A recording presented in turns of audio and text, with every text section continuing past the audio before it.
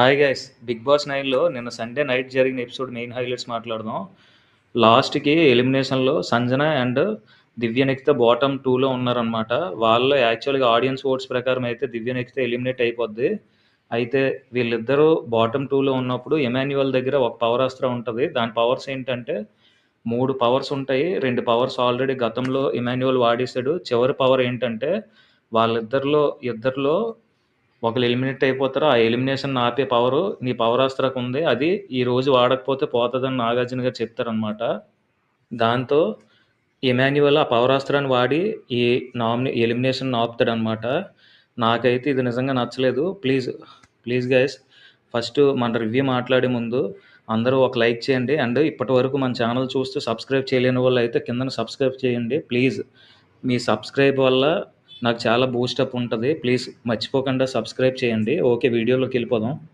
నాకు ఎందుకు నచ్చలేదంటే దివ్య అయితే మళ్ళీ మారుతుంది, తన గేమ్ ఆడుతుందంటే నాకైతే నిజంగా నమ్మబుద్ధి వేయట్లేదు. తను ఎప్పుడు చూసినా బర్నీ గారిని చూసుకోవడం, బర్నీ గారికి ఏదో కేర్ టేకర్లో వచ్చి ఎంతసేపు బర్నీ గారు మీరు కూర్చోండి, మీరు నించోండి.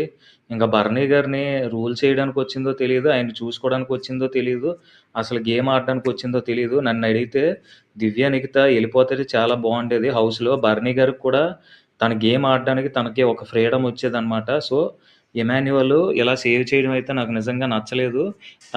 తన ఉద్దేశం ఏంటంటే తన మమ్మీ సంజన గారు ఏమన్నా ఎలిమినేట్ అవుతారేమో అని సేవ్ చేసి ఉంటాడు. సో ఇదైతే కరెక్ట్గా నాకైతే నచ్చలేదు. దీనివల్ల ఎఫెక్ట్ అయ్యేది ఏంటంటే హౌస్లో చాలా ఎఫెక్ట్ అవుతుంది. ఫస్ట్ ఆఫ్ ఆల్ బర్నీ గారు అది తీసేస్తే నెక్స్ట్ వీక్ డబుల్ ఎలిమినేట్ చేయాల్సి వస్తుంది అనమాట. సో డబుల్ ఎలిమినేషన్లో ఎవరైనా దివ్య నిఖిత ఒకవేళ నామినేషన్స్లోకి అయితే 100% వస్తుంది. తను ఎప్పుడెప్పుడు నామినేషన్స్లోకి వస్తుందా అని చెప్పి తనుజ వీళ్ళందరూ ఎదురు చూస్తున్నారనమాట. సో ఖచ్చితంగా తన నామినేషన్స్లో ఉంటుంది.